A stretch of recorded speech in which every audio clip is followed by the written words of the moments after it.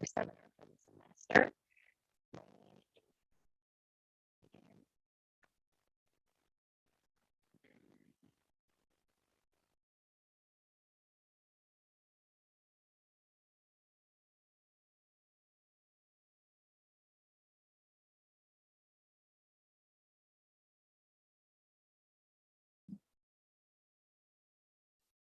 Hello.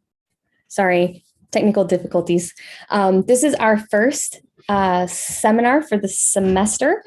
And my name is Dr. Courtney Galla, and I get the pleasure of introducing Dr. Marcus Galla. No relation, just kidding. This is my husband. He is actually from Lyford, Texas, which is north of Harlingen here in the Rio Grande Valley, born and raised. He did his undergraduate degree, a bachelor's of science in psychology at Texas A&M in College Station. And after that, he went to the University of Iowa, where he got a PhD in developmental psychology. Currently, he teaches at University of Texas, Rio Grande Valley. Some of the classes that he teaches are theories of learning, developmental psychology, memory, sensation and perception, social psychology. He also does intro psych and some other classes there. Today, he's going to talk to us about the science of studying and how human learning and memory separate good practices from bad practices. So hopefully at the end of this talk, you will have a better idea of how to do better on those finals that are coming up in a couple weeks. And with that, I will turn everything over to Dr. Galla. Thank you. Thank you very much for the introduction. Just like all the Kaplan courses that everybody overpays for, there's no guarantee that when you're done listening to this that you will do better. But I do think that there are a lot of really powerful insights from psychology and how the brain works and how humans learn and how we organize our memory systems that can really give us insights into how to be better studiers, how to be better learners. I've got a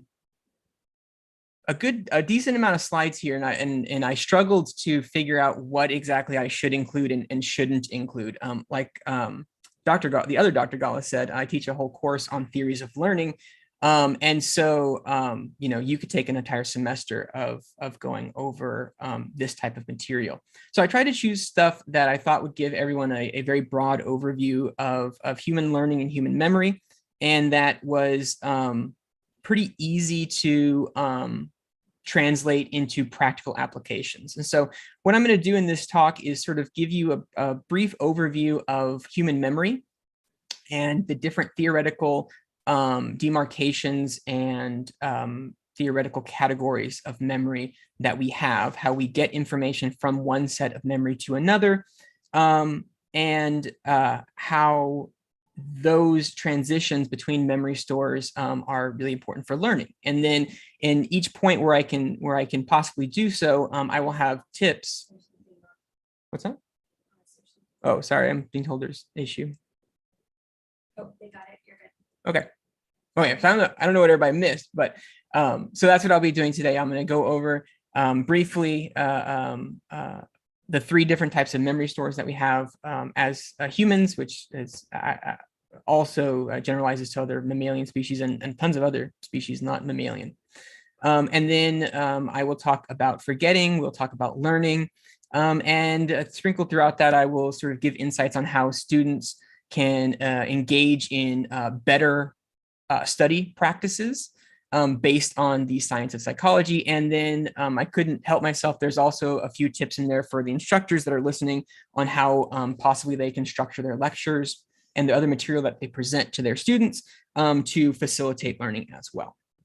So if you have any questions at the end, I'm happy to take them. I'm not sure if we can ask questions in the middle, but if you have a microphone and you're able to do so, I don't mind being interrupted whatsoever.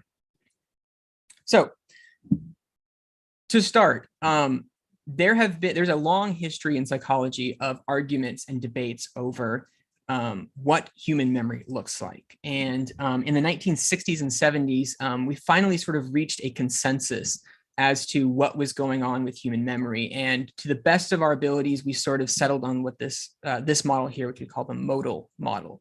What this modal model basically states is that there are 3 different modes of memory, which are listed here in the yellow, green, and blue: our sensory memory, our short-term memory, and our long-term memory. And the goal of memory, of human memory, is to get information from the environment into our senses and eventually into long-term storage so that we can do stuff with it at later points in time. So whenever we're talking about students studying and learning and trying to recall things for exams to do better academically, what we're really discussing here is a memory problem and a learning problem. They sort of go hand in hand. Learning is the process by which we store memories in a more colloquial sense. So to get an understanding, therefore, of how learning works and what is a good learning practice and what's potentially a bad learning practice, I think it's really important that we understand the basis of learning and therefore the basis of language. So I'm going to go over sensory memory, short-term memory, and long-term memory and discuss the differences between these different types or modes of memory. And when I can, talk about how they relate to learning. So the first one is sort of the initial entry point for knowledge or information into the human brain or the human cognitive system. And that's what we call sensory memory. Sensory memory is a collection of different memory systems that are used to register sensory information, which are collected by our sensory organs. Those sensory organs are things like our eyes, and more specifically, the retinas in the back of our eyes, which contain the sensory neurons of rods and cones. The olfactory bulbs in our nose for scent, the taste buds in our tongue for taste, and other sensory neurons in, for example, our skin for haptic feedback. Things like touch, pain, perception of cold and hot. So sensory memory's job is to take all that information that's being transduced by our sensory organs, and transduction is the process by which we take external information and we change it into neural impulses, which are essentially electrochemical signals that our brain understands and uses to communicate with itself. So once we have those electrochemical signals, how do we sort those out? How do we filter those? How do we begin to make sense of those? And so that's the job of sensory memory. There's a couple of key characteristics that are important to know about sensory memory. One is it has an incredibly short duration. It lasts, on the matter of seconds, if not even shorter than that of fractions of a second. However, despite its very short duration, it has an incredibly large capacity. It can store basically limitless, as far as we can tell, amounts of information. So for example, on the picture on the right, we have a very popular photo trend in which you take a long exposure of somebody with a sparkler. And in this case, you can see the person is spelling out July 4th, presumably because they're celebrating Independence Day here in America.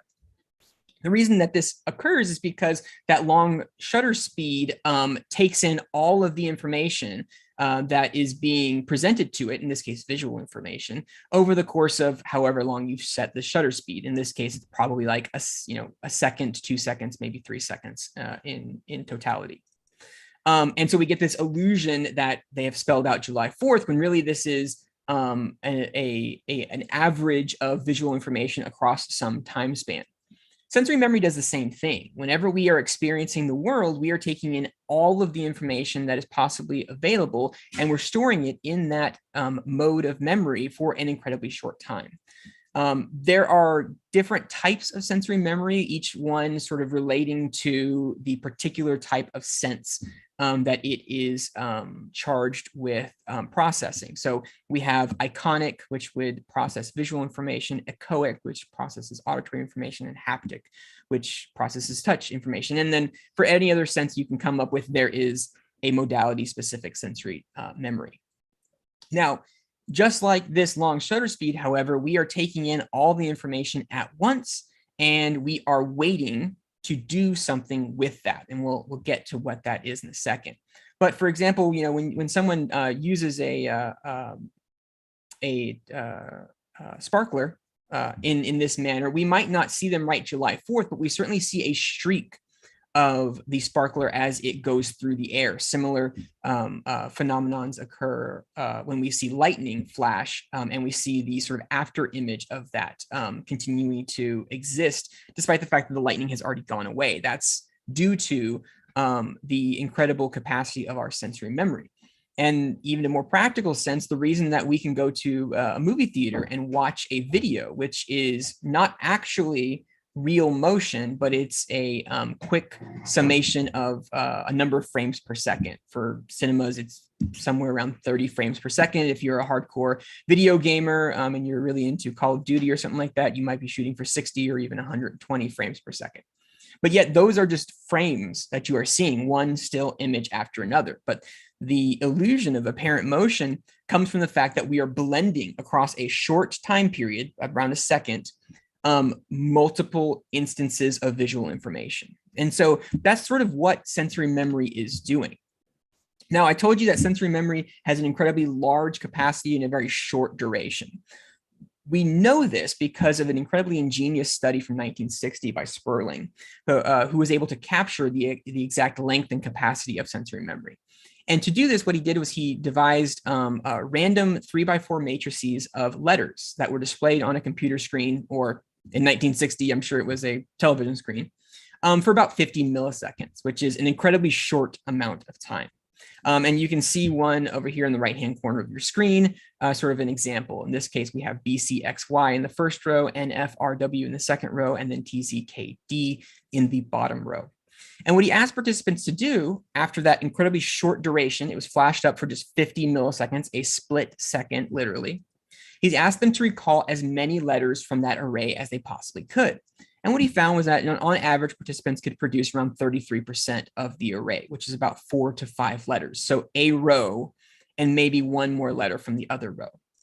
Interestingly enough, whenever he talked to his participants about what they were experiencing, they said that they felt like they knew the other letters, but somehow halfway through naming all the letters, they forgot them. It escaped them in some way. And so, building on this hunch, what he did was he presented a additional condition in which he cued the participants as to which row of the array they should report. So in this condition, what happened is you saw the same array of 3x4 matrix of letters, but immediately after the array disappeared, they heard a tone, a pure tone created by an electronic device that was either a high-pitched tone, a medium-pitched tone, or a low-pitched tone. And that high, medium, or low tone indicated to the participant which row they needed to report. And what they found when they did this was that participants were at 100% accuracy for reporting the correct letters. That is, they had in sensory memory this entire matrices, and they could access any part of it as long as they accessed it quickly, right? So what was going on in the original condition in which they could only produce 4 to 5 of the letters? Well, basically what was happening was the time it took the participants to actually verbalize these letters, to say, I saw B, C, X, Y, N. By the time they got to N, enough time had passed that the memory trace for that array had actually disappeared from sensory memory. That's how short things stay in sensory memory. And so the act of responding took too long and therefore masked the actual capacity of sensory memory. And you can give people in replications of this experiment incredibly large data sets and cue them to one particular part of the data set after presentation, and they can very accurately reproduce whatever cued information you ask for. So from this, what we concluded was that sensory memory basically has a nearly unlimited capacity. We can store as much as we possibly need in there, but it only lasts for a fraction of a second. And then after that point, we need to do something else with it in order to continue to think about it and continue to make it a candidate for encoding into long-term memory. And so that process of taking that information and getting it out of sensory memory and into a new type of memory is sort of the role of sensory memory. So sensory memory we have because it helps us build up an aspect of our perceptual process, right? To get information from our eyes, our nose, our tongue, our bodies into our brain, we need to have this temporary store. But most of the time, we don't need nearly as much information as is stored in sensory memory to actually function in everyday normal life. At any given moment, you are not thinking or consciously aware of all the things that you are experiencing in the world, right? So for example, right now I'm sitting here at my computer talking to you, and I'm primarily listening to the sound of my own voice in my ears, focusing on the materials that I've presented on the screen and trying to think of what the heck I'm supposed to say next. I'm not, however, paying attention to the ambient temperature of the room, or at least I wasn't until I said it out loud. I'm not paying attention to the hum of my air conditioner, trying desperately to cool this house that has little to no insulation. That's because sensory memory is taking in that information and then just simply dumping it, right? Letting it decay rapidly because it's not being attended to. I am not paying attention to that information because it's not relevant to the task at hand right now. But if it were to become relevant, if all of a sudden I was feeling a bit sick or I was feeling a bit under the weather, I might need to access information from my body, right? Haptic feedback, the temperature of the room to determine why I might be feeling this way. So that information is always available. It's just usually immediately sort of evacuated and dumped from sensory memory because it's not useful at the time. So this idea then of attention, of what's important, is the way in which we get information out of sensory memory and into the next type of memory, which is short-term memory. And so short-term memory is the second stop on this route to long-term memory. Short-term memory is a subset of information that we are consciously aware of at any given moment. Short-term memory, if you are familiar at all with learning theory, memory theory, that kind of thing, is sometimes also referred to as working memory. And that's because it is the stuff that you are currently working with, right? When you are solving a problem, when you are reading a book, when you are driving your car, there is a subset of information from your senses and from long-term memory that you are currently thinking about. And so short-term memory has that really unique role and that it integrates both. You can take what's going on currently in your environment and integrate it with what you know from long-term memory, and you can use it to solve problems, to make decisions, and to influence your own behavior. That doesn't happen in any other sort of memory store, right? Things from short-term memory don't re-enter sensory memory. And things from short-term memory don't really re-enter long-term memory. They're just already in long-term memory. And so short-term memory or working memory is really important. It's the stuff that you are thinking about. It is your thought processes. It's your problem-solving processes. When you're taking a test, it's how well you are understanding the question and your capacity to answer it. So I'm going to spend a lot of time today on short-term memory, even though it seems counterintuitive that we should be talking more about long-term memory. But a lot of times when it comes to academics, short-term memory is actually the more important memory store. So in short-term memory, we use our attention, that is what we are currently attending or paying attention to other parts of our memory, both sensory and long-term, to determine what we are going to currently think about. The result of this is that short-term memory has a much lower capacity than sensory memory or long-term memory. We can't store that much in short-term memory, where, as we've already seen, sensory memory has a near limitless capacity, and spoiler alert, so does long-term memory. As far as we know, there is no limit to long-term memory. There is a definite limit to short-term memory, though. So to demonstrate this, I have a really quick little science experiment for you. What I'm going to do is I'm going to flash up a series of digits onto the screen, and I'm going to leave it there for just a little bit. And I want you to read those series of digits, and then I want you to try to mentally, using your inner speech, repeat those digits back to yourself and see if you are able to do that. So here they come right now. So repeat those to yourself. Were you able, I shouldn't talk over your attempts to repeat these things to yourself. So did you remember those items that were on the screen, right? In case you're wondering and you're trying to repeat themselves to yourself right now, this is what they were: 2, 5, 6, 3, 4. Now, most of you, if you have been paying attention and you were participating in this demonstration, probably were able to do that without much issue. If you weren't, it's probably because you actually weren't attending very well to those, and I may have caught you off guard. But that shouldn't be that difficult of a task.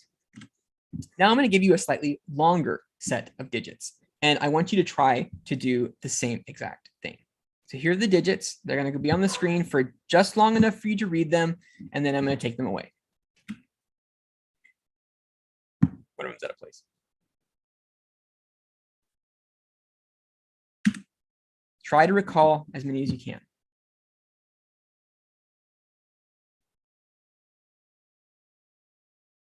Now, okay. Now that should have been considerably more difficult, right? Here's the answer back up there in case it's really, really causing you anxiety. 5, 3, 4, 3, 2, 7, 9, 5, 1. Now, if you struggled with that, don't feel bad. You were supposed to struggle with that. The first set of numbers is well within our capacity of short-term memory. These 5 digits are easy for us to store in our even limited amount of short-term memory. But these numbers, these, I think there should be 9 numbers, 1, 2, 3, 4, 5, 6, 7, 8, 9. Yep. These 9 numbers actually stretch the bounds of short-term memory. If you were able to do this, it's not inconceivable that you'd be able to do this. And many of you actually might have employed what we call a mnemonic trick called chunking, where you didn't remember these as individual numbers, you remembered these as a series of numbers. So instead of thinking of this as 5, 3, 4, 3, 2, 7, 9, 5, 1, you thought of it as 534, 327, 951. That, in that case, you are chunking that information into 3 units, which also fits in short-term memory. So, should I take questions now? Okay, I'm being told that I should take some questions right now. So with that in mind, the way that sensory memory works and a little bit about how short-term memory works, does anybody have any questions?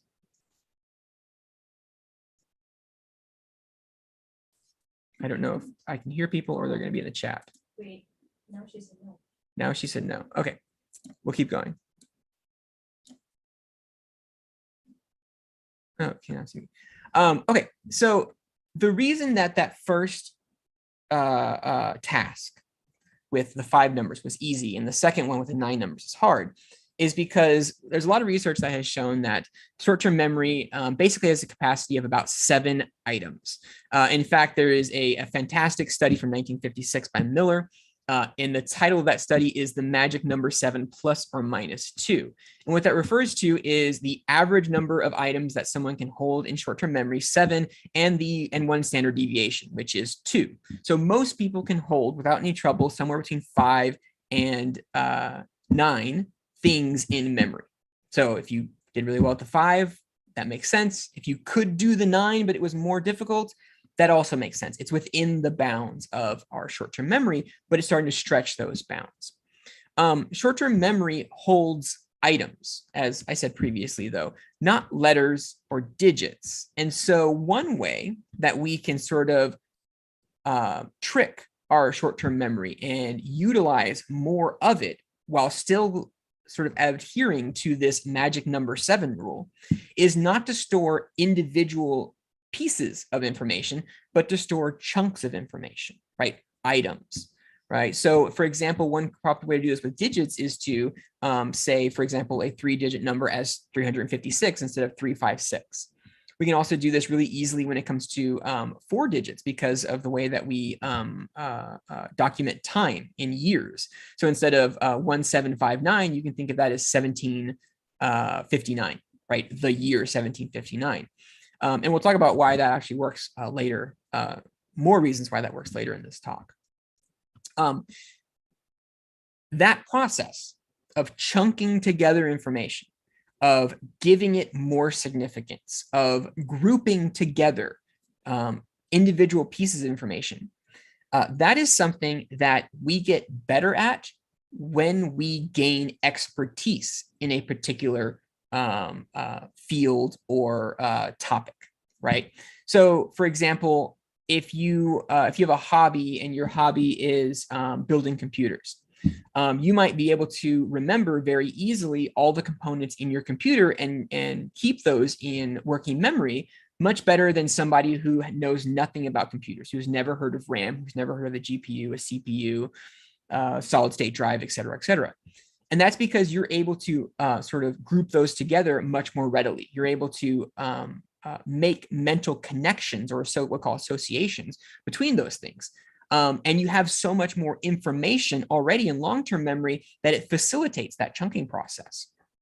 So my first piece of advice then, based on how we know short-term memory works, is that, and this is for instructors actually, is that you guys as instructors, any instructors listening to this, you are an expert in your field, right? That's why you are an instructor. That's why you have this job here at SDC or wherever it is that you are teaching from. Your students are not experts, okay? And that's okay. They're not supposed to be experts. But oftentimes when we experts are trying to talk about something, and I am guilty of this all the time, we move at too rapid of a pace. We are presenting too much information at once to our students. We put too much stuff on the screen. We cover too many topics in a given slide or a given presentation. And what that does is it strains the short-term memory of our students. Because after all, short-term memory is how they perceive and they think about what you are trying to teach them. So we don't want to overwhelm short-term memory, because if we try to present 5, 6, 7, 8, 9 topics all really quickly in a row, they're only going to be able to hold on to 5, 6, or 7 of them. And so by definition, we are going to cheat them out of a learning opportunity, the ability to master those other 2 that are simply beyond their short-term memory. So we have to remember to slow down, present less, and make these things easier. I can tell you from personal experience, I've done this with my online classes a lot. In that I used to just post hour-long lectures for my students and say, here's an hour-long lecture on chapter 5, here's another hour-long lecture on chapter 6, here's another one on chapter 7. That's not such a great way to do it. It's better to have what we call micro lectures or mini lectures, something in which you just cover one topic and it lasts 6 or 7 minutes, right? I think the greatest example of this currently is something like TikTok, where you have 30 seconds to present an idea. Now, granted, TikTok's not the greatest repository of academic information, but there are some really good people on TikTok presenting some really interesting information in a very digestible format that fits perfectly into what we know about short-term memory. And I've actually started to utilize this in some of my classes, having my students create TikToks, or it's not TikTok, it's an actual professional platform, but it's basically the same thing. For students, and how they can use this idea of a limited short-term memory to their advantage when they're studying, you need to study material in chunks of no more than 7 topics, right? So for one thing, and this will come up again and again and again, one of my top recommendations for students usually is to use flashcards, is to write a keyword on one side and then write some information on the other side. That's a great strategy if we understand how our limited short-term memory impacts how we use our flashcards and our note cards. What I mean by this is if you have a stack of 60 note cards, flashcards for an upcoming test, and you decide, I'm going to sit down in Starbucks and I'm just going to go through each of them. Here's the first topic, short-term memory. Here's the definition of it, sensory memory, the magic number 7, and you just start going through all of these keywords and reading them. If you go through 60 of them, rapid pace, you are overwhelming your short-term memory. You cannot possibly keep all that information in short-term memory at the same time. And so you're going to be kicking out older memories every time you add a new flashcard. And as we'll find out later in this talk, the way that information gets from short-term memory into long-term memory is it stays in short-term memory for a while. If something is in short-term memory for a long time, that is, we are repeating it, we're thinking about it, we're doing stuff with it so it can't fade away, eventually it gets consolidated into long-term memory. If we're rapidly going through topics, though, trying to study for our test as quickly as possible, we're not allowing that process to happen. So instead, what you should do is you should grab 7 cards and go over them for a couple of minutes, and then put those away, grab another 7 and go over those, consistently rereading them, repeating them, going over those definitions. That utilizes the capacity of short-term memory, and it helps us to sort of maximize that study strategy. Questions? Yes, this is a good point, because we had a question from a student talking about flashcards and saying if this is a good way to actually study. So I'm glad that you brought this up. Yeah. We're getting a lot of questions here, Okay. Dr. Paul. So Perfect. a few that are kind of related is, how can we implement sensory memory when studying to help the short-term memory? That's a really good question. So in general, we don't have a lot of control over sensory memory. It's by and large an automatic process. You can't augment it all that much. The main thing when we're talking about studying and learning and doing better academically is realizing that the most important part for us of sensory memory is getting stuff from sensory memory into short-term memory. And that has to do with our attentional processes. And so when we are distracted by things, when we have too much going on in our sensory environment, it becomes more difficult for us to shine that spotlight onto a particular type of stimuli in sensory memory, and therefore get it into short-term memory. And so this is the classic thing of, you should be studying in a quiet environment. You should limit, you should be in a comfortable environment. You should limit the amount of distractors around you.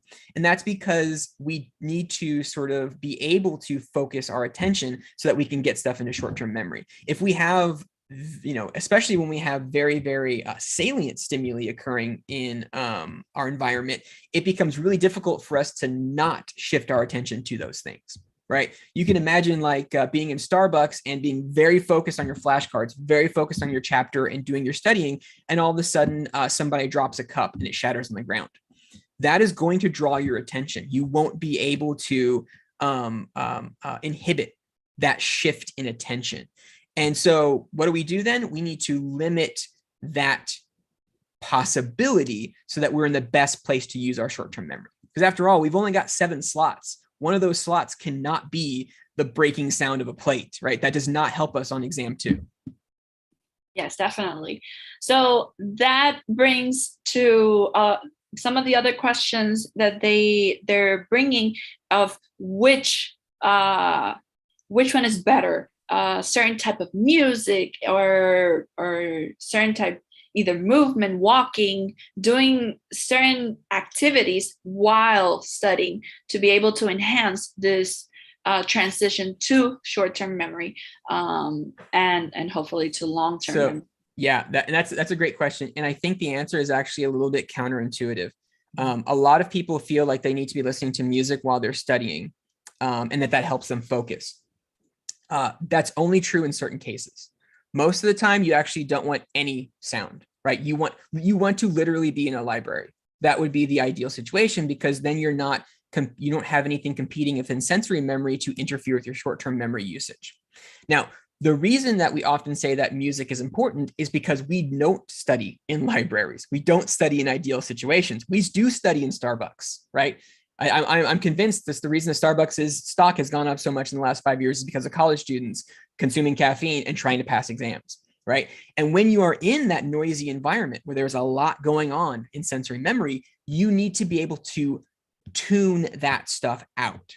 And that's when music actually helps us. But in terms of what's the best way to do it, a quiet room, outside with little distractions, that's the best place to study, really. Now, if you have to be in a Starbucks because that's where you feel comfortable, or you have tons of roommates who are not respectful of your need for quiet study time, then you need to use that music to mask all the other stuff that could be interfering with you. And last question for this pause. Mhm. A lot of students are asking if certain mental illness, dyslexia, anxiety, depression, do these affect this transition? Does it affect short-term memory? And if actually, if it's passed along, this deficit in actually transitioning to short-term memory. Okay, yeah. So yes, so there are certain mental disorders that do interfere with both short-term memory and sensory memory.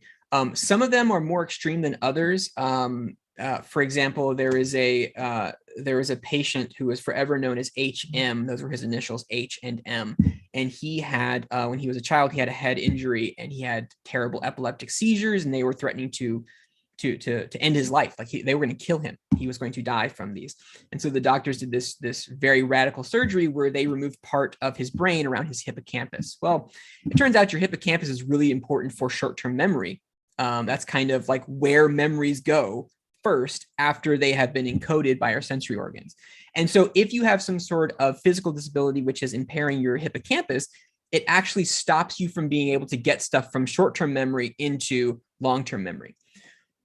More common than that extreme example are disorders like ADHD.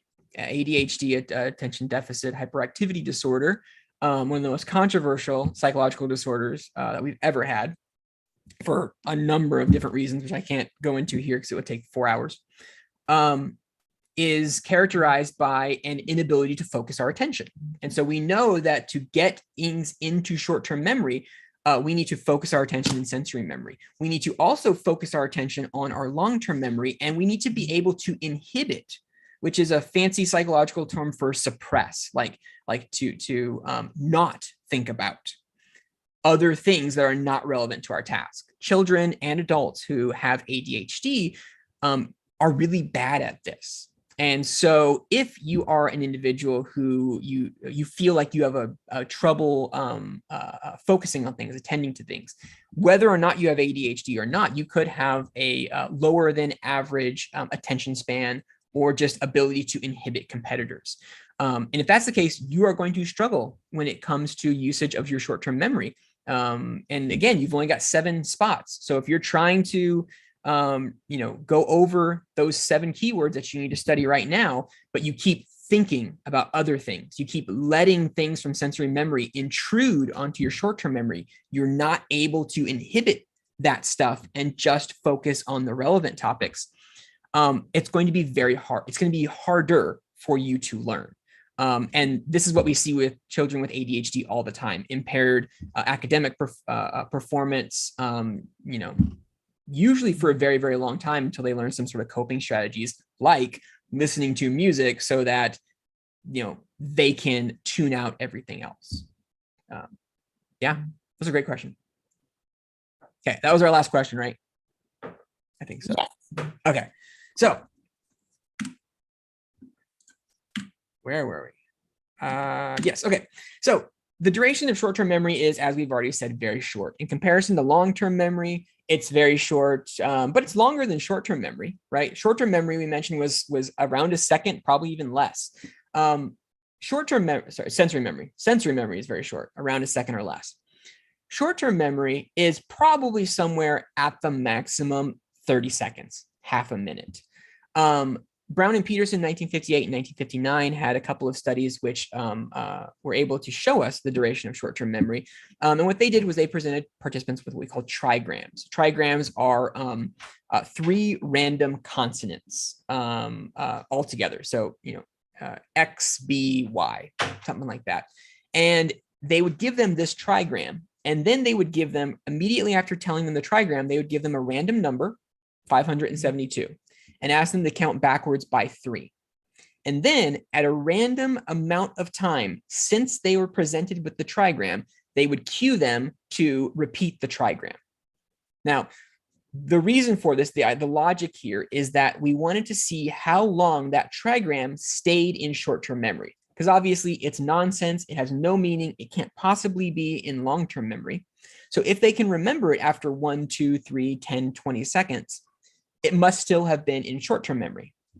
Now, a dirty little secret about short-term memory that I think most of us know implicitly is that we can artificially keep things in short-term memory for as long as we possibly want through a process called rehearsal. This is the thing where when you are sent to the store to buy a list of groceries and you don't have a pen to write them down, you repeat them over and over again to yourself. You say to yourself, I need eggs, I need milk, I need bread, I need ground beef, I need toilet paper, right? And you just repeat it over and over again. I need milk, I need eggs, I need bread, I need ground beef, I need toilet paper. As long as you keep repeating that, you actually renew that memory in short-term memory. Brown and Peterson didn't want people to do this, right? Because if you just keep repeating something, you can hold it in short-term memory indefinitely. They wanted to know, without rehearsal, what's the length of short-term memory?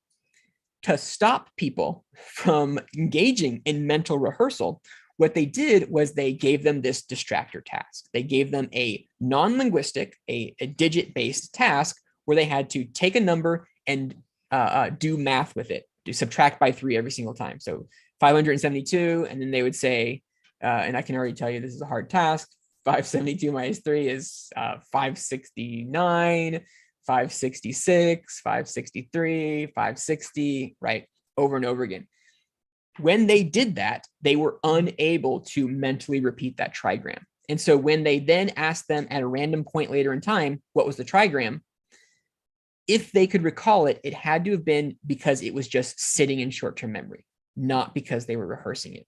And this curve here, what's called forgetting curve, is what they found. And basically what you can see here is that by the time you get around 20 seconds, you're very, very, very low on your accuracy. So short-term memory lasts relatively short amount of time, though of course you can see on this x-axis we have 4, 8, 12, 16, 20 seconds. If this was sensory memory, that we would be at 0 even before we got to 4 seconds. So it does last for a little while, just not forever. A good real-life demonstration of this is whenever you are listening to somebody talk, and I don't mean like me right now, I mean you're having a conversation with a friend or whatever. You often get anxious because they've said something and you want to reply to them. That thing that they said, you have a point, you have something to add to the conversation. But you are trying to be a good listener and continue to listen to what they're saying as they continue to talk. Well, studies show that if that person continues to talk for about 30 seconds, you will have forgotten what it is that you wanted to say, right? And so this is why oftentimes we interrupt people and we say, oh, okay, hold on, but I have to say this. I have to say it because if I don't and I continue to listen to you, I will have forgot what it is I wanted to say. This is yet another reason why professors need to slow down. We need to have breaks in, and you hear me slowing down right now because I'm mentally reminding myself. We need to have breaks in the rapidity of the information that we present, because a student might be trying to write something down. They might be trying to think about what it is that we just said. And if we just keep on blabbing, they're only going to remember the last thing we said because we're going to have pushed everything out of short-term memory, because usually we talk for more than 30 seconds, as I've been doing for the last 45 minutes. Another piece of practical advice is that academics, people, and not just academics, but usually people who do like research, always have what we call our elevator pitch, right? It's this idea that you should be able to explain something to somebody. What's your research? Explain it to me 2 minutes. I should be able to get from the top of the building to the bottom of the building in the elevator. And by the time I get to the end of this ride, you should be able to explain this to me. Well, 2 minutes is actually way too long for short-term memory. So what I would propose is that when students are studying stuff, they should limit their definitions. They should limit their examples. They should limit whatever it is they're trying to learn to something that they could verbalize in about 30 seconds. If you're trying to learn something that takes you more than 30 seconds to actually verbalize, you need to break it up into multiple parts. You need to form little chunks of information. Because if you try to do something more than that, you're going to struggle when it comes to studying, because you're going to be pushing things out of short-term memory. Even if it's just one concept, that concept takes a minute to explain, it needs to be separated into two smaller concepts. And I think professors sort of need to do the same thing, though it's often hard with our busy schedules to actually time ourselves and make sure that we're presenting things in 30-second chunks. So we'll just slough that off onto the students to be able to do that themselves. So that's the limits of short-term memory, right? We can store about 7 items plus or minus 2. We can do that for about 30 seconds. But what happens after that 30 seconds, right? When that information goes away, what is actually occurring? This is an important topic for short-term memory, and we'll revisit this issue when we talk about long-term memory.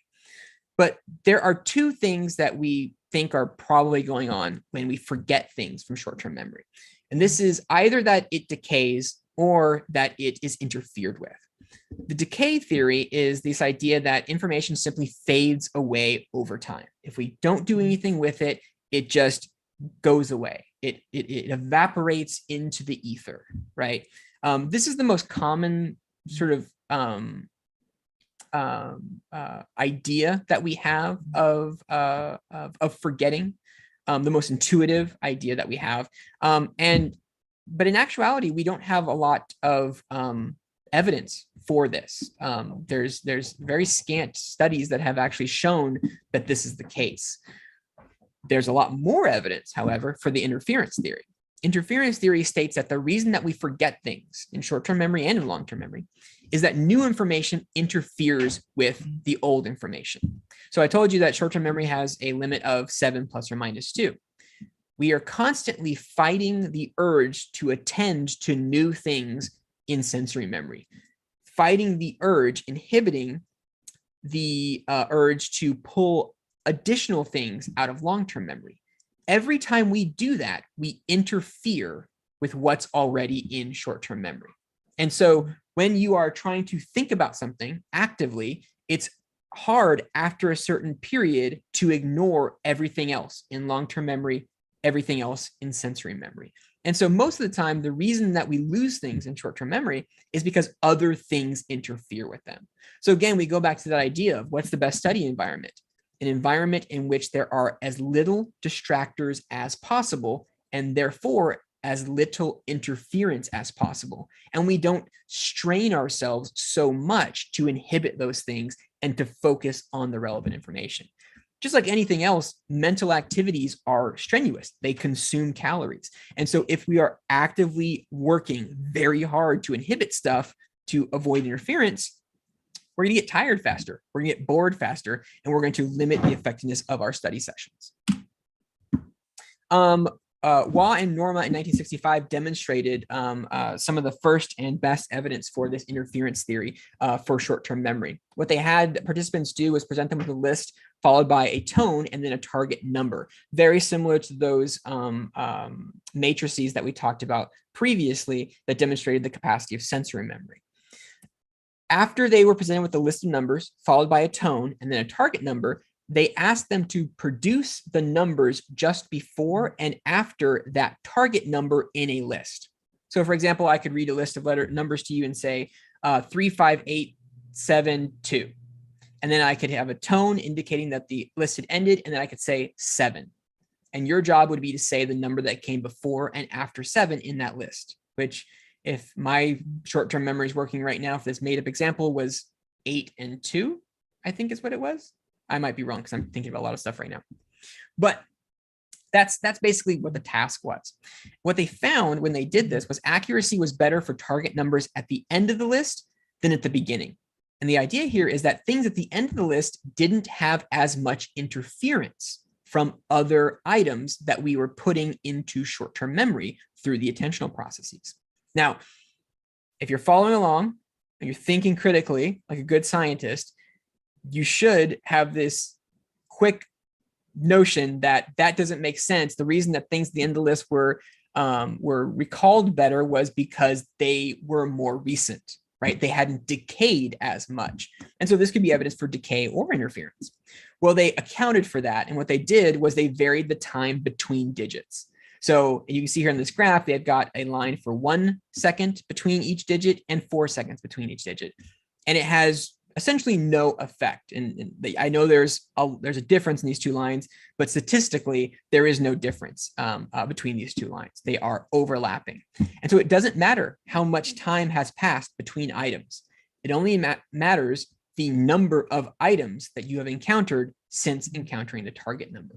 So again, no evidence for decay, really good evidence for interference, right? So we go back again to how should students study? Well, they should do so slowly because the rate at which you study is not that important.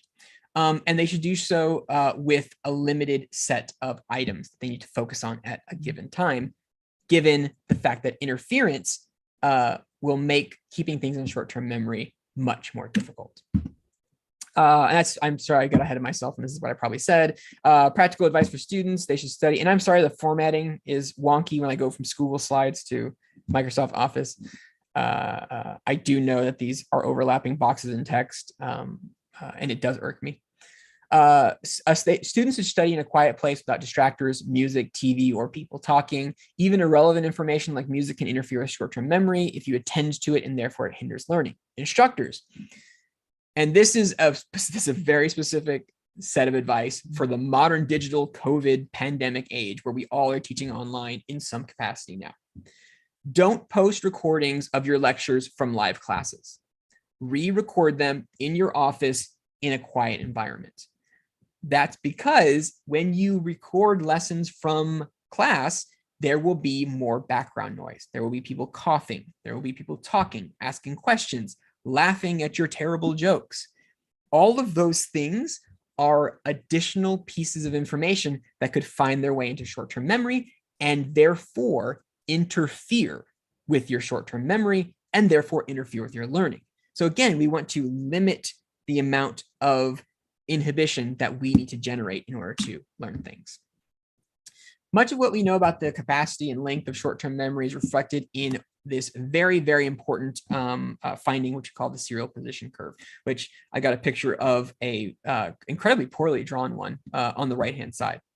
The serial position curve is a U-shaped function. I don't know if you can see my mouse, probably not, but this purple line here is the best depiction of it, where it starts high at the beginning of the presentation of a list, and then it dips down, and then it has a resurgence towards the end.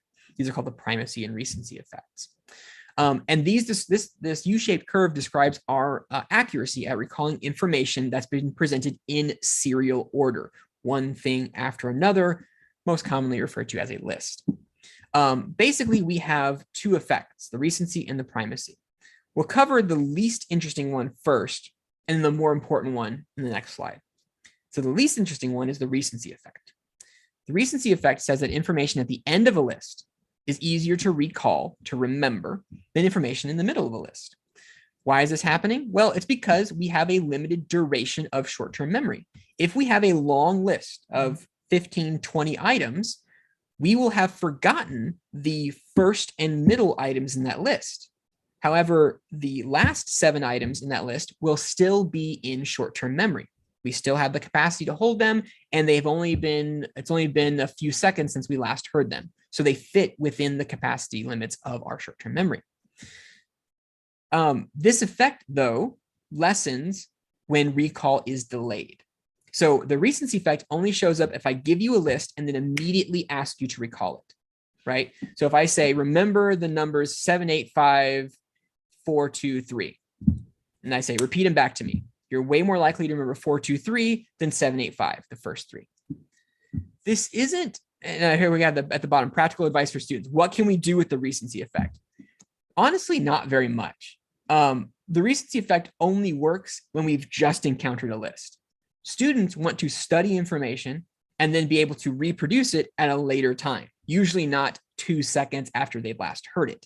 So there's not a ton of use of this in developing study strategies, though test-taking strategies, there is a little bit of use in this. And that is, if you have something that you are struggling to remember, that you just cannot commit to long-term memory for whatever reason, you didn't have time to study, it's complicated, whatever it is, and it's incredibly necessary for whatever exam you're taking, you can look at that information on a piece of paper and repeat it back to yourself over and over and over again. And then when you get to the test, you can write it down on your exam really quickly. I remember explicitly doing this in math classes all the time because I could not remember formulas to save my life. And I would just repeat formulas in my head over and over and over again. When the test hit my desk, I would write them down as quickly as possible. In that case, I was using rehearsal and I was using the recency effect to make sure that I was able to remember that stuff for just a few seconds. So I could commit it to paper and then not have to worry about forgetting it again. Now, again, we can only hold 7 things in memory. So can you pass a test using the recency effect? Absolutely not. Will it help you with one specific bit of information that you've been struggling with? Potentially. The more interesting and useful effect that we have in this curve is the primacy effect. The primacy effect says that information at the beginning of a list is easier to recall than information in the middle of the list. And as you can see here between our 2 lines, it does not go away when we delay recall. So what that means is that if you are studying material for a class, you are going to be better at the first set of material that you got in class than the middle and the end. This is really important in a metacognitive way for planning your studying, right? You want to review and study more the stuff in the middle and the end of your class, the middle and end of your chapter, the middle and end of your lecture notes, right? Than you do the stuff at the beginning, because that stuff at the beginning is easier already for you to recall. You're going to need more practice with the middle and the end. Why is this? Why does the primacy effect exist? The primacy effect exists because of that trick that we talked about earlier about how to keep stuff in short-term memory, which is rehearsal. When you hear stuff, when you read things, you often mentally rehearse that information. When your professor is giving a talk and telling you about stuff, you think about the terms that they're using. You think about the abstract ideas that they're trying to get across to you, and you keep thinking about them as they talk. Eventually, you get so much information that you're unable to continually do that for all the information that's presented in a single sitting. But you did it more often for the first stuff that was presented to you. Therefore, you have more rehearsal for that. Therefore, you've learned it better. That's why the primacy effect exists. It's an artifact of rehearsal. So we can increase the gap between items to increase the primacy effect, which provides more time for rehearsal. So when we're going back to our flashcards and we say, okay, Dr. Gala said 7 flashcards. I'm going to go through my 7 flashcards as quickly as possible. I'm just going to read them all as fast as I possibly can to maximize learning. Well, the primacy effect says that doesn't work, because the reason the primacy effect happens is because we rehearse those things more. So actually what you should do is pause between flashcards. Read the first one, take a breath, think about it, go to the second, go to the third. The more time that concept spends in short-term memory before it's eventually shunted out, the better you will have learned it. And that's taking advantage of the primacy effect. And I think I'm giving a talk to a biology department. So I also, when I know the answer, and provide some sort of biological relevance here. And so there's actually some good biological evidence of the primacy effect. And that is when we have individuals recall information from a list, when they recall information from the beginning of the list, we actually see much greater hippocampal activation in the brain than we do for items at the end of the list. And again, as we talked about with HM from that awesome question earlier, the hippocampus is a huge player in the consolidation of memories. So if we want to learn things, if we want to commit things to long-term memory, and we see greater hippocampal activation for a subset of that information, the stuff at the beginning of the list, that means that we've already begun to consolidate it, to put it into long-term memory, which means it's going to be easier for us to remember it in future situations, like on exam day. Okay, and now we're questions. Okay, that's a great point. Whoever called the question audible, good job. So we're going to talk about long-term memory in a second, and then we'll go on to some learning specifics and forgetting. But questions, go ahead. Okay, thank you. So a couple questions here are, how and why does it affect studying under pressure? And then we've had some comments of students saying that they tried to memorize a lot of information, and when they got to the exam, it's blanked. And is it good to study last minute? Which I'm already, and you've already touched this question. What about repetitive? You repeat it and you repeat it. Will this be effective for a test? Okay. All right. So hold on. Let me repeat that, because I think that was like 3 questions. But and the recency effect is it's telling me that I question about what you're basically asking about, what we call rote rehearsal, rote memorization. I'm going to repeat this over and over and over again, trying to commit to long-term memory. Does that work? Yes, that works. I will talk about in probably 15, 20 minutes why it works, but why it's still not the best way to learn things, and the limits behind it. But yes, if you're just trying to remember, like I need to remember, for example, if you're studying a second language and you're like, I need to remember the word for dog in Spanish. That's it. I need to associate dog with perro, right? If you just repeat dog, perro, or el perro, right? I hate articles. You do that back and forth, back and forth, back and forth. Yeah, you will remember it. You will commit that to memory. The problem with that, as we'll find later, is that it's a very superficial type of learning, and it doesn't last very long in long-term memory. So it's not the best way to learn things. It's a great way to learn things for test day when I have to pass this exam right now. If all my questions are just definitional questions, just surface or superficial questions. It's not good if I have to write an essay. It's not good if I have to do a presentation or something like that, because I don't actually understand it. I just have this association between these two things. Okay, and I've already forgotten the first 2 questions. One was, no, repeat the first 2 questions back to me, sorry. So being under stress and actually studying under pressure. Stress under pressure, is that good? And yes. Some students are saying that they do this and then all of a sudden they go to the exam and they can't remember it. They can't remember everything. Okay. Under stress, why can't I remember when I get to the test? Great questions. The under stress one, I'm gonna answer pretty fully. The other one, I might punt, because I have got some slides on that later where I'll address that.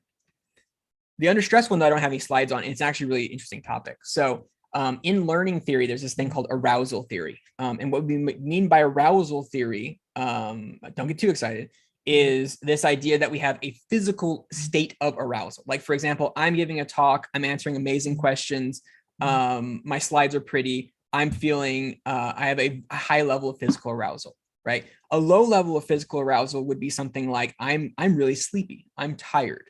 And so it's hard for me to get through my presentation, it's hard for me to learn. Arousal theory states that you need to have an optimal level of arousal to have an optimal level of learning. If you have too little arousal, you are sleepy and you are not paying attention to things. Your attentional processes are limited, and therefore you have trouble getting stuff from sensory memory into working memory, and vice versa from long-term memory into working memory. So that's what being too sleepy is bad about. You can also be too aroused, right? When you are super stressed out, when you're like, oh my God, I'm failing.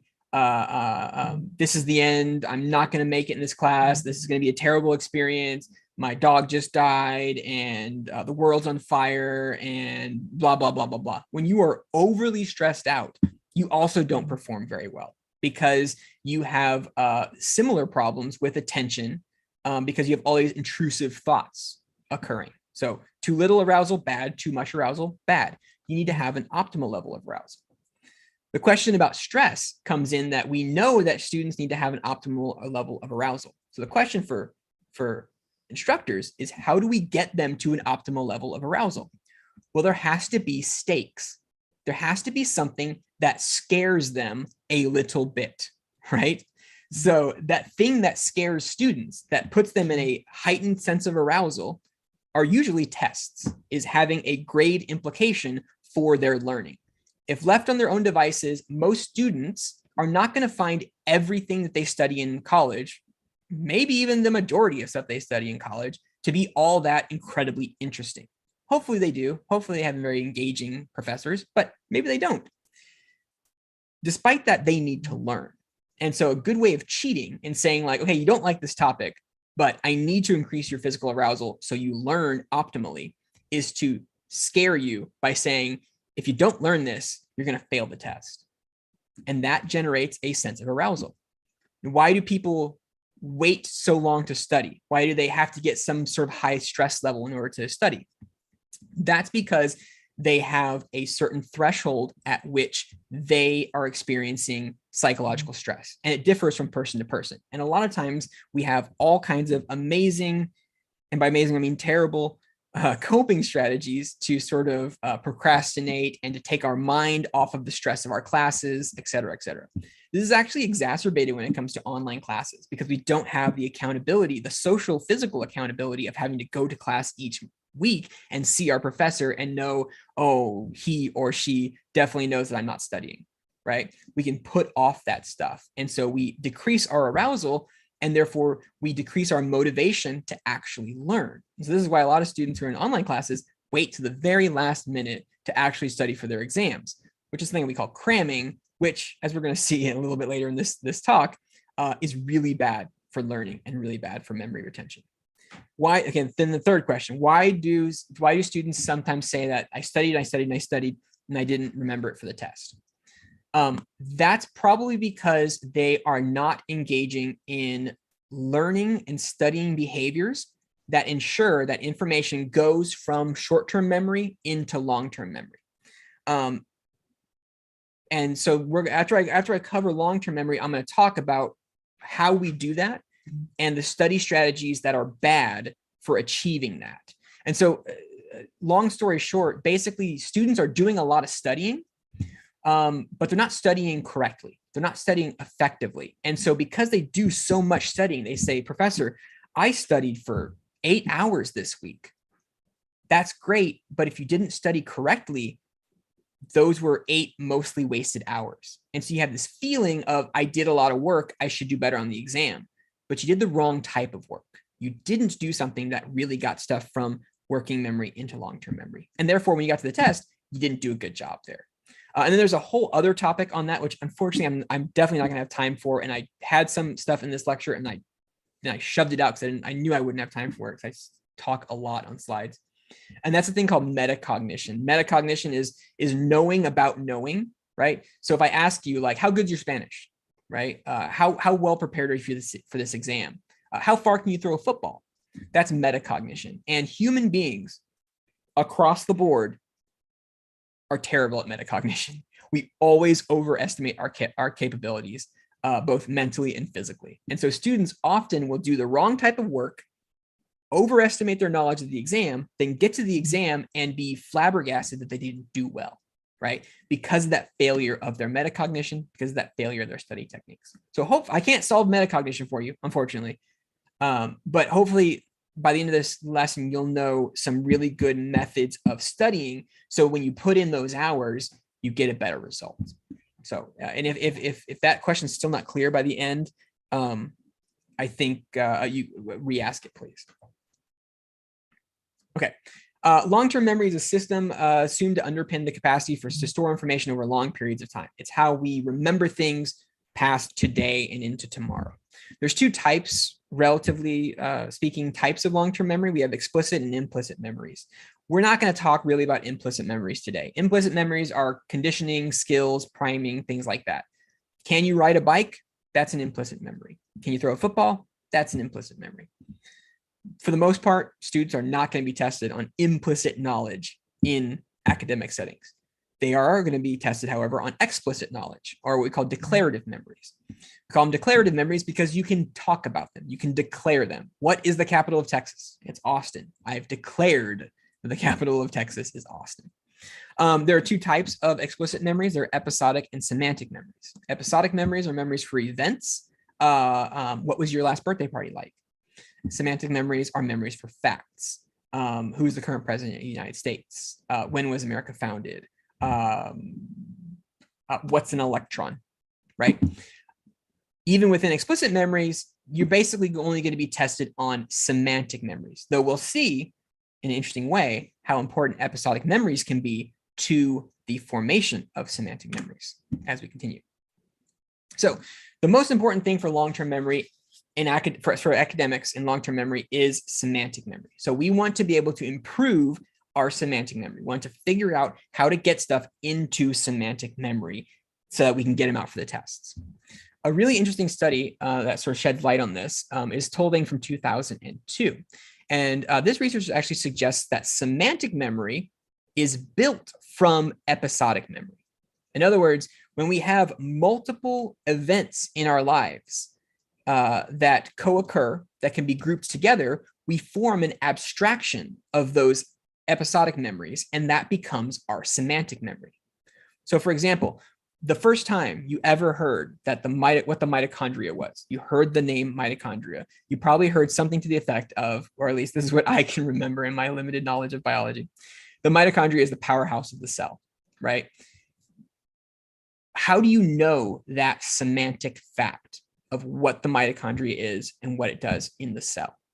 It probably started off with you hearing that exact phrase, seeing it in a textbook, writing it on an exam, listening to a song about it on Schoolhouse Rocks. Each of those events in your life are episodic memories. And as we pile on one after the other, we eventually coalesce those episodic memories into a single semantic memory, which is sort of a distillation of all of those episodic memories. So what does that mean? Well, that means as students, if you want to learn things faster, commit them to long-term memory easier, you need to not just focus on one particular definition, one particular instance or episode of that information. You need to experience lots of different episodes. You need to read it, you need to write it, you need to sing it, you need to rhyme it, you need to come up with examples of it, you need to see it on a t-shirt in camouflage for whatever reason. And the more experiences you have with that, the better you will be at building up those semantic memories. The question of, does just repeating things over and over again work? Yes, it does. But when we do that, we are experiencing a very similar set of episodic memories. We can't extract a sort of generalized view of information from very similar episodes. We need disparate episodes. We need variation in the way that we experience information to really draw out a good semantic memory. So that's one thing that students can do, right? If semantic memories are formed from episodic memories, you need to find multiple examples of the information that you want to learn. That can be from your professor, your textbook, YouTube, your peers, or you yourself can actually generate those things. But that is where that's where semantic memories probably come from. And so now you know how to build them. Okay, let's go back to the modal model and catch ourselves up. We've talked about sensory memory. We've talked about short-term memory, and we've talked a little bit about long-term memory. We are now in the most important part. How do we go between these last two stages? When you read, those words go into short-term memory, but we want them to be deposited into long-term memory. We want that blue arrow there to occur. So that's what we're going to talk about now. And really what we're talking about when we're transitioning from short-term to long-term, in memory research, we call this consolidation, but it's better to refer to it just as learning, as getting stuff from our environment and our short-term memory into long-term memory. So what do we know about these three systems that can tell us what a good learning strategy would look like? The first and easiest and simplest and stupidest one is the total time hypothesis. This is the first and most supported hypothesis on learning. It was developed by Ebbinghaus in 1885. Ebbinghaus, as luck may have it, was actually the first experimental psychologist in Germany, and he was a learning researcher. He studied learning. So the beginning of psychological science is concerned with learning. So Ebbinghaus observed that the more time he spent studying a list of things, in his case, they were nonsense syllables, the easier it was to remember the list the next day. So basically, and you can see this here, this is the mean time to relearn. Relearning is a measure of knowledge and learning. Basically, he would take a list of 100 nonsense syllables. He'd study them for a certain amount of time on day one. And the next day, he would chart how long it took him to relearn without error that same list. And what you can see is that the time to relearn decreases with the number of repetitions that he had on the first day. So if he studied the list for, he repeated each nonsense syllable 8 times on the first day, it took him 1,200 seconds to relearn it the second day. If he did it 16 times, it was 1,100 seconds. If he did it 64 times, it only took him about 500 seconds to relearn the list. So the easiest thing to say is, hey, do you want to do better on your exams? Study more, right? Now, that's not good advice, right? It's true, but it's limiting, right? Students today don't have time to just study more. They have jobs, they have sports teams, they've got friendships to maintain, they have parents to take care of, family members to interact with. They got other stuff to do. They can't squeeze more time out of the day than they already are doing. So we need to have some way of maximizing the effectiveness of the study time that you do have. And luckily, we've got lots of ways to do this. The first and most important way is recognizing the effect and the importance of what we call level of processing. This is going to go back to that idea, you can see it here bolded here, of rote rehearsal. If I just repeat things over and over and over again, can I learn them? Yes, but you'll only learn the superficial information from that study session. You'll only remember the word itself. You won't know much about its meaning. And that's because rote rehearsal utilizes very low levels of processing. You're just simply looking at the physical form of the word or repeating the auditory form of the word in the case of verbal language. That's only good for those superficial qualities. And most professors are not going to test you on superficial qualities of the research or the information that they're testing you on. They want you to have a deeper level of understanding, a deeper ability to generalize, to discuss, to compare and contrast, that kind of stuff. And so a lot of times when students say, I studied and studied and studied and studied, and I didn't do well in this test, I didn't understand it, I didn't do a good job, that's because their studying was somewhere in these lower levels of processing. I can't tell you how many students who have been doing poorly in my class, and I've asked them to go through their study habits. And they say, every single day, I read the textbook, I listen to your lectures, and I reread my notes. Those are all low levels of processing. You're not actually engaging in deep processing, and therefore you are sort of wasting your study hours. So we need to engage in deep levels of processing. What does that mean? We need to do something with that information. We need to analyze it. We need to transform it. We need to do something with it. Sorry, my wife's whispering something to me, and I threw me off. Craik and Tolving from 1975 demonstrated this effect of deep processing, which is better than shallow processing, in a simple word recall list. And so what they did was they had students either look at a list and to say whether or not the first letter of each word was capitalized or not. This is the case example. To say whether the two words rhymed with each other, the rhyme example, or to say whether the word fits semantically within a sentence, right? So you can see here, case is just, is the letter big or small? That's superficial. Rhyme, do the two words sound similarly at the end? It's a little bit better. Sentence, what is the meaning of this word? Does it fit grammatically in this sentence? That's grammar, that's semantics, that's position in the sentence. That's all kinds of rich analysis of it. And sure enough, they remembered the words better when they engaged in these deep levels of processing. So if you want to use these flashcards, you're going to have to do more than just write the word on one side and write the definition on the other. That is superficial. You need to do something else with it. What do you need to do with it to engage into deep processing?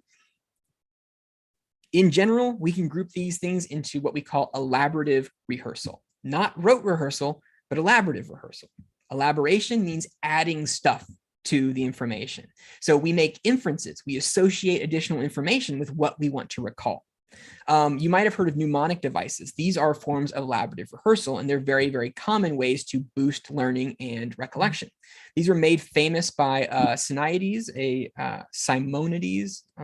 apologies to Greek people listening, where he reportedly, apocryphally, was attending a big party, and he left the building, and the building collapsed, and everybody inside was trapped. And the authorities came to him and said, Simonides, where is everybody in the house? And he quickly was able to locate each person and identify each person's body by remembering where they were located in the house. So he could say, oh, the mayor is over here in this room, and the magistrate is over here in the foyer, and the Secretary of State, or whatever the heck they had in ancient Greece, was located next to the buffet table. He could remember their names after the party. He could remember what they were wearing. He could remember where they were. This is because he attached information to that person. He said, so-and-so is the mayor. He was wearing a jacket, and he was next to the buffet table. That elaborated on the information he was trying to recall, which was the person's name. Now he had their location, he had what they were doing, he had what they were wearing, and therefore he was able to remember that person much more easily. This is what we need to do when we are trying to remember information. We need to take stuff from class and add stuff to it, right? This can be examples, these can be pictures, these can be anything that just makes it more relevant in our memory. Schoolhouse Rock, the old television show they used to sing and have cartoons and everything back in the 70s and early 80s, did this all the time by setting information to music. And to this day, I would take a bet that said I could recite to you the preamble of the Constitution of the United States because I can re-sing the song from Schoolhouse Rock. The melody of that song helps me to remember the actual words of the preamble. I probably couldn't do it without that song. That song is elaborative to the actual information that I wanted to learn. Math students across the world remember PEMDAS, the order of operations that we follow in mathematic formulas, by remembering the acronym PEMDAS, which is easy to remember and adds to the information of parentheses, exponent, multiplication, division, addition, and subtraction. This is elaborative rehearsal. So students, when you're taking notes, don't just write down what your professor says. Don't just write down the definition that you find in your textbook. Add something to it. Elaborate on it. Put the actual definition from your textbook and then rewrite the definition in your own words. That is elaborative. Give an example of that definition that you find from the internet or that you make up yourself. That is elaborative. Write the keyword in pink and write the definition in green. That is not very, but it's still some form of elaboration. It will help you on the exams. More ways to engage in deeper processing information. The generation effect. And I'm going to go rapid fire now through lots of different effects that we have found in psychology, which help us with remembering and learning. The generation effect states that information that is self-generated is easier to remember than information that is presented to us. So if your professor tells you this is what, for example, positive reinforcement is, here's the definition, here's an example that I came up with. You will remember the definition of positive reinforcement and you will have a deeper understanding of positive reinforcement if you write that definition in your own words. You generate your own definition, your own wording of the definition. You will have a better, easier time remembering it if you generate your own example of positive reinforcement. And if you really want to go all out, if you create your own test question that would assess your knowledge of some keyword, that self-generation will facilitate recollection in the future.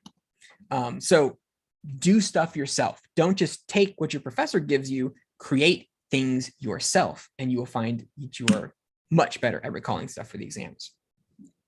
The production effect states that stronger memories are formed for things that we say out loud than for things that we rehearse mentally.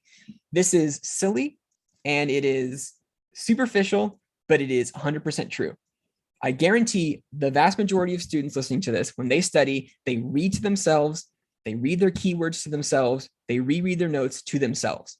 A very simple way to increase the elaboration of that information is to actually physically verbalize it. Say it out loud. This means that you probably can't go to Starbucks to study because you're going to look weird if you are reciting the definition of the production effect and reciting your own self-generated example of the production effect, but you'll be better at it. Why does this work? Well, it works because whenever you think about something, you engage one part of your brain. When you talk about something, you actually have to coordinate between other parts of your brain. The left side of your brain has to access the semantic information. The right side of your brain has to access the auditory information. And the top part of your brain, the parietal lobe, has to actually make your vocal cords vibrate and your lips move. That coordination is a deeper level of processing. Literally, it requires 3 sets of cortex versus the 1 set of cortex that you get from just reading. And that's the general rule here. Deeper processing, more stuff, more moving parts, more difficult activation of our study processes. The concreteness of information is also really important to our ability to learn and remember it. We, in general, remember concrete information more easily than abstract information. Abstract information is stuff that doesn't have a absolute real world antecedent. We can't just look at something in the real world and go, that is a cat. I could abstractly describe a cat to you. I could say a cat is a furry 4-legged mammal that purrs, it's domesticated, and it hisses when it's angry. That's an abstract version of a cat. If you actually look at a picture of a cat, though, you're now looking at a concrete example of one. We are better at remembering concrete examples, concrete information, than we are at learning abstract information. So if you have something that's an abstract concept that you're struggling to learn, struggling to remember, try to attach to it, elaborate to it, examples that are very concrete. A great way to do that, and we'll cover that in just the next slide probably, is using imagery, using pictures as really good concrete examples. There's biological evidence for the effect of concreteness in studying and its role in learning. We have greater basal extrastriate, almost choked on that word, greater basal extrastriate cortex activation for concrete examples, indicating more perceptual processing. The basal extrastriate cortex is heavily involved in visual processing and other types of perceptual processing. So just like before, when we have to verbalize things and use more parts of our brain, thinking about concrete examples uses more parts of our brain. We also see greater what we call hemispherical lateralization. That is, we have 2 hemispheres of our brain, a left hemisphere and a right hemisphere. Sometimes we only use the left, sometimes we only use the right. It's better if we use both. And when we engage in concrete examples, if we think about concrete information, we engage the right hemisphere. And then when we think about abstract information, we engage the left hemisphere. So if you really want to learn that concept, you need to engage both hemispheres. Therefore, you need to think about abstract. You also need to think about concrete. So instructors, make sure when you're talking about abstract topics that you include concrete examples. It's really bad to try to explain truly abstract concepts to students without concrete examples. Students, create your own concrete examples. This is an elaborative process. It engages more of your brain. And if you are coming up with your own concrete examples, it also engages that generation effect. So you have this 2-for-1 deal here. And then we have pictures. There is this enduring myth in education that people are so-and-so learners. I'm a visual learner. I'm a verbal learner. I'm a whatever. This is a talk for a whole nother time, but there's very little to no research to suggest that any of that's true. However, there is research to suggest that we as human species, not as individuals, are way better at processing information when it is presented to us visually. We are a visually oriented species. We have a large section of our brain, the occipital lobe, the back part of your brain, which is fully dedicated to the processing of visual information. We need to utilize that big part of our brain when we're trying to learn stuff. This is supported by a couple of different theories. The dual code theory states that we have at least 2 types of semantic information. This includes linguistic code and visual code. Visual code is the use of mental imagery that stimulates that visual code. So when you're trying to remember a definition, which is linguistic code, if you add to that some visual example of it, then now we are engaging both types of memory. More memory is better for recollection later during our exams. We also observed that pictures just have a superiority effect when it comes to human learning. Humans are just better at learning visual information than they are at learning linguistic information. I can describe to you in detail what Bernicelli's dome appears and looks like in whatever city in Italy it's in, Florence, Venice, something like that. And I can describe exactly how the arches are, the angles of it, the color of it, the height, the width, everything. And you will still have a worse mental representation of Bernicelli's dome after that lengthy description than if I had just showed you a picture of it. That's the picture superiority effect. So whenever you can, include a picture in your study that exemplifies the topic that you're trying to remember. Perhaps you've noticed that on almost all the slides I presented to you, there is some picture over here to the right-hand side. That is not by mistake, that is by design, because I was writing this talk about then I got to the picture superiority effect and I reminded myself, include pictures, it helps. Pictures work because they're better for learning because they're unique. They have lots and lots of detail.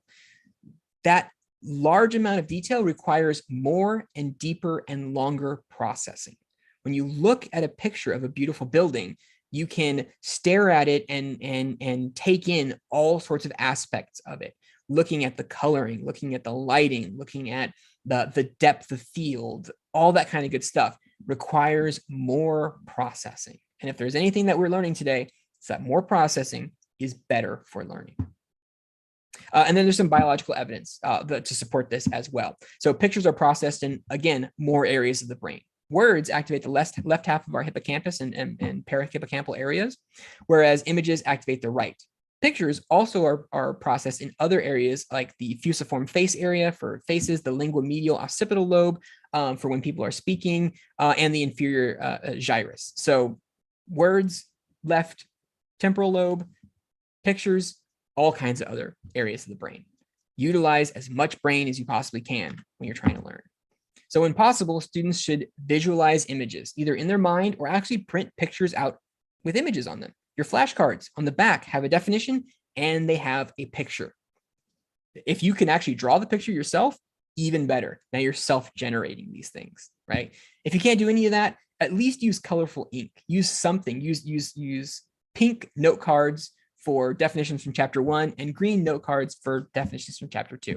Do something with visual information to elaborate on everything else. Okay. Okay. The next thing I want to talk about is a little scary. I know there's a formula down here, but this goes back to this idea that we had about spacing out repetitions when we're doing like a serial order, when we're doing a list. So we know that the length and time between study sessions is actually really, really important. If none of you know anything about learning theory, about educational theory and stuff like that, you probably know that the old adage, distributed practice is better than mass practice. Mass practice is what students and people colloquially refer to as cramming. So it's better to space out your study sessions over the course of days, weeks, even hours within a day, than it is to try to study for 5 hours before your exam and expect to do good on it. I think a lot of people know this. We know cramming is not good. I want to talk about why this might not be good. Okay. This is because when we cram, we actually introduce what we call two forms of inhibition. Inhibition sort of acts against our ability to learn. And so the more we try to practice, the more inhibition builds. And you can get this equation here is not all that important, but it is important to note that the strength of our habit is our learning. And it's affected by things like drives and incentives, but also it's acted against by types of inhibition. So the longer you try to learn, the longer you repeat and rehearse things, the larger and larger inhibition becomes.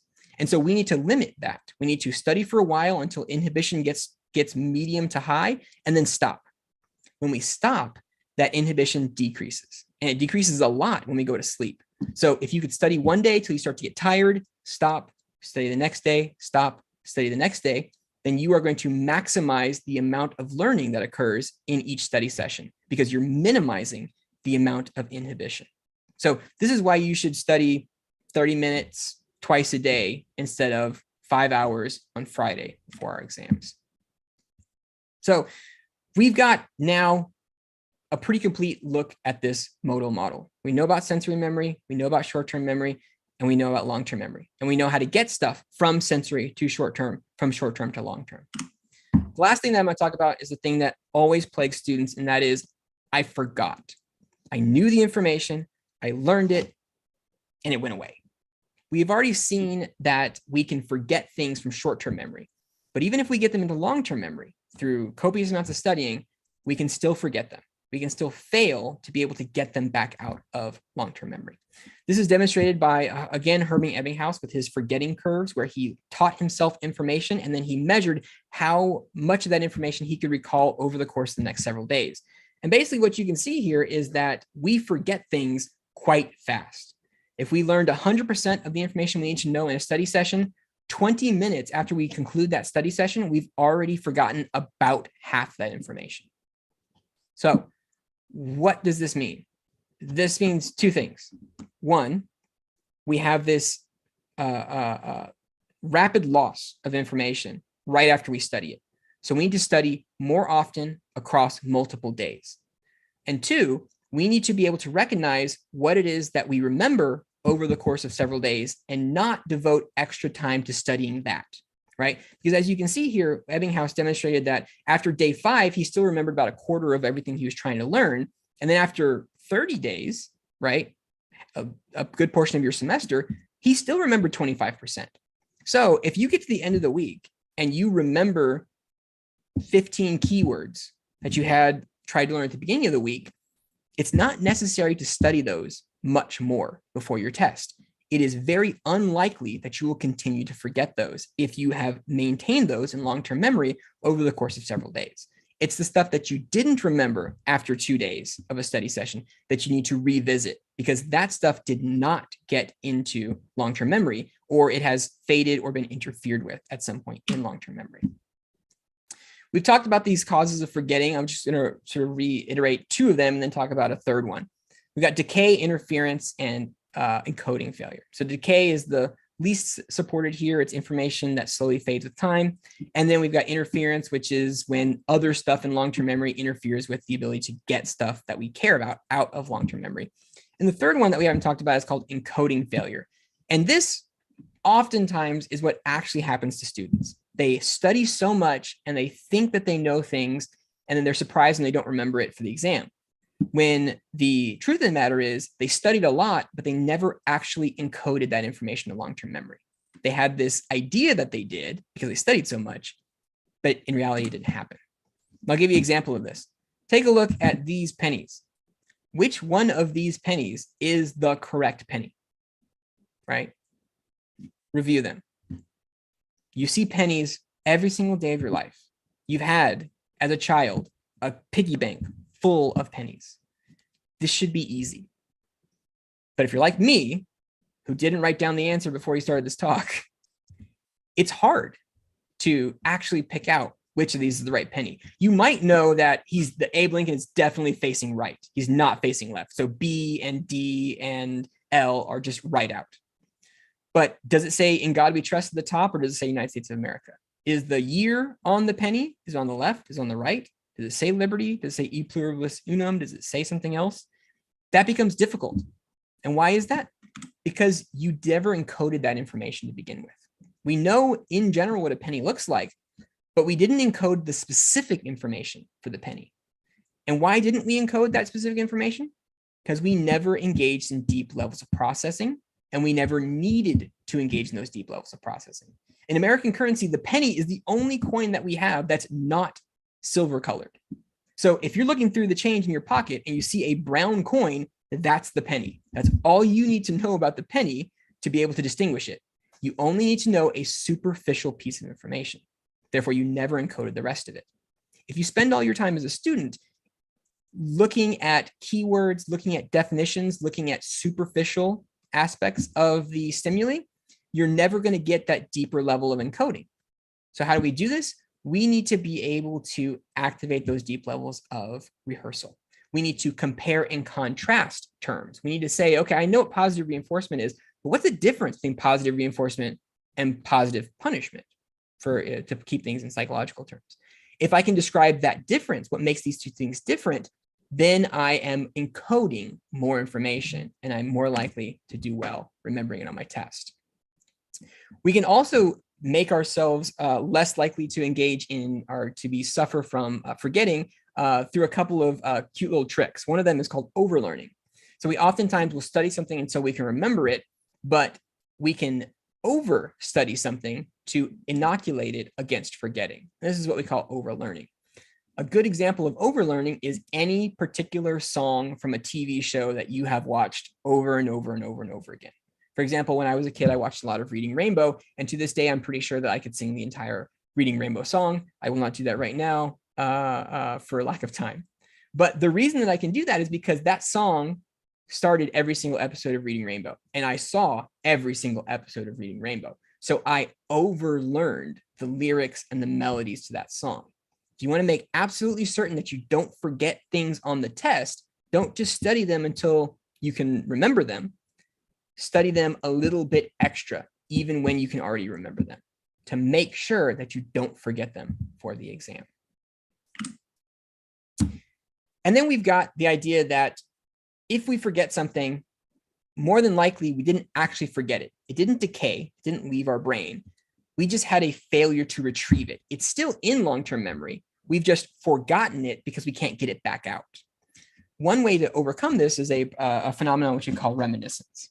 This is a sudden retrieval of information that we thought was forgotten. This is much more common with recall tests than with recognition tasks. And it's more likely to occur if we try to engage in recall in rapid succession without breaks. This can trigger what we call hypermnesia, which is the opposite of amnesia. It's the accrual of memories versus the loss of those memories. Hypermnesia involves searching for information in long-term memory by following the associated cues. The more cues we have for that information, the easier it is to engage in hypermnesia. And how do we get those cues? The elaborative encoding process that we've already talked about. So for example, I lose my keys all the time. And the way that I find them is I stand in my house and I think to myself, I have no idea where my keys are, but I do know when I got home, I went to the kitchen first and I walked to the kitchen. And when I'm in the kitchen, things in the kitchen cue me to realize that after I got home and got a glass of water, I then went and let the dogs out of their kennels. So then I go to the kennels and that cues a new memory and that cues a new memory. And eventually I realize, oh, I took them out of my pocket when I went to the restroom and there they are. That's hypermnesia. Students can do this as well. You can think about, okay, the question's asking about something from chapter 1. Where did I study chapter 1? What was the general outline of chapter 1? What did it cover? What are some other key words from chapter 1 that I do remember right now? And if you think about those things, they will cue more bits of your long-term memory and you can eventually recover that information. So test taking tips that use reminiscence and hypermnesia is if you have a question that you don't know the answer to, but you feel like you remember it, you know it, but you just can't remember it, wait till the end of the exam and then constantly reread that question. Don't read the answers if it's multiple choice, because again, recall is better than recognition. Just reread the question, and each time try to pull just one bit of information that might be relevant out. Like a weird detective story, you might eventually get to that answer.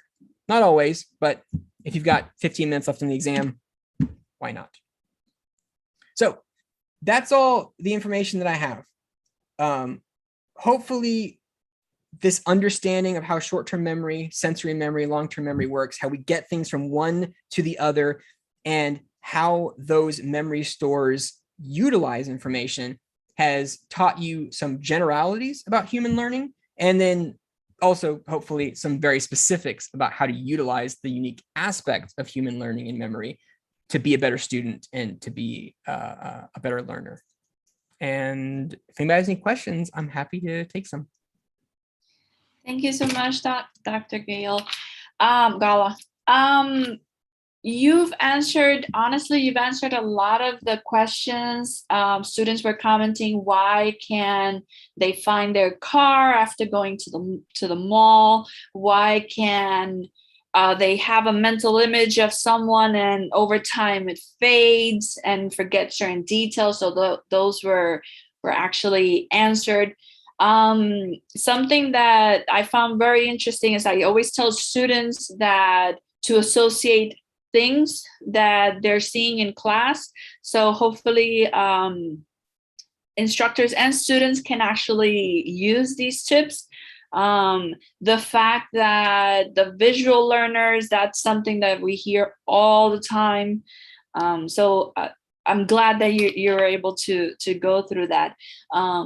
And it's more of the concrete versus abstract. So those are very good tips. And I like that not only for students, but for instructors. We have almost all of the department watching. So this honestly, and something that I remembered was when I was presenting my thesis, one of them, one of the in the committee, he said, you have to divide your slide 50% text, 50% pictures. You can't put just pictures, and you can't just put text. You have to put both. And that has always stuck with me. And that's something that as instructors, we need to keep in mind. So as last, what is kind of a summary of between all these little things that our students do? They rewrite notes, they use flashcards, they actually do these different methods. Our students, undergrads, they are going into a lot of introductory classes. How would you tell them if they have an exam next week? How would you tell them to get ready and study, for example, this weekend? If you can give them kind of a scenario that puts together all of these, and we can end it with that question. That's great. Yeah, that's a great question. So what I would say is you need to plan out your studying. You need to start with the superficial. You need to write down your keywords and your definitions, and you need to read your textbook, read whatever the primary material that you have, experience, read it, listen to it once. And once is probably enough. So if you listen to lecture and read the textbook, you are done with the textbook, you are done with listening to lecture. Do not go back over and just keep repeating and repeating and repeating that form of studying. Studies show that once you hear something, you basically remember around 65% of it. If you hear it again, you now have added 2 or 3%. So continually listening to a 2-hour lecture, reading a textbook chapter that takes you an hour to get through is not a good use of your time. So do it once, and then you need to move on to something that you are comfortable with that engages that elaborative process.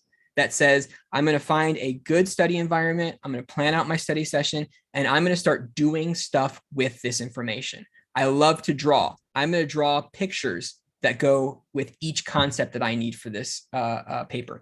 I love to write songs. I'm going to write rhymes that help me remember this using mnemonic devices. I really like writing stories. I'm going to come up with examples and stories that are very vivid, that use mental imagery to sort of expand upon this stuff. And I'm going to create my own unique set of information that I'm going to put with this stuff. And that's how I'm going to study, right? I'm not going to continually just reread my notes. I'm not going to continually look at my flashcards. I'm going to be doing something, saying stuff out loud, writing stuff down, coming up with my own examples, engaging those deeper levels of processing. And you don't have to do all of them. Just choose one. Just choose two, whichever one sounds funnest to you, right? That makes you most excited about engaging in that studying behavior. And the other thing is, like, I think you'll actually enjoy studying a lot more, and then you'll get into that good sort of arousal zone that you need to be in to make it optimal. That sounds great. I hope a lot of students took notes, are taking your advice, and may implement maybe not all of them, but at least a few of these. Thank you so much, Dr. Gala, and I hope that this has been helpful for our students, our instructors, and our community. Remember that we will have different more seminars in this semester. Our next will be in November. I believe November 17. So please look out. If you register in Eventbrite, they will send you a reminder when we put our next seminar. Please like our YouTube and subscribe to our YouTube page so you can be up to date and actually watch some of our previous seminars. Thank you so much.